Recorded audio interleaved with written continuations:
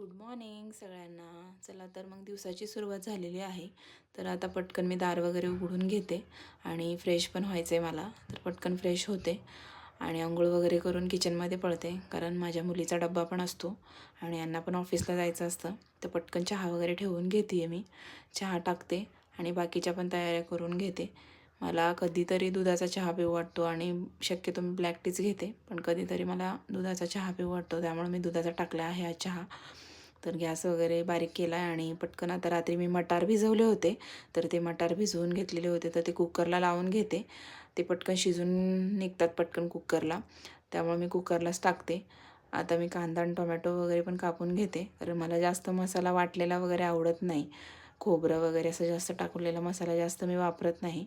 चिरूनच भाजी मी टाकते.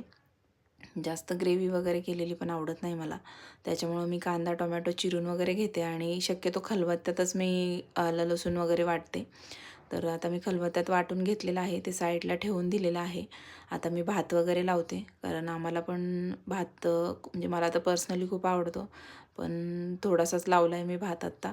आणि कुकरला लावत नाही आम्ही भात, कारण आम्हाला मोकळा भात आवडतो थोडा, मी म्हणून पातेल्यातच लावते भात. तर आता चहा पण झालेला आहे, माझ्या मिस्टरांची आंघोळ झाली आहे, तर त्यांना पण चहा देते आणि मी पण घेते चहा. आणि चला भेटूयात नेक्स्ट पार्टमध्ये. Bye bye.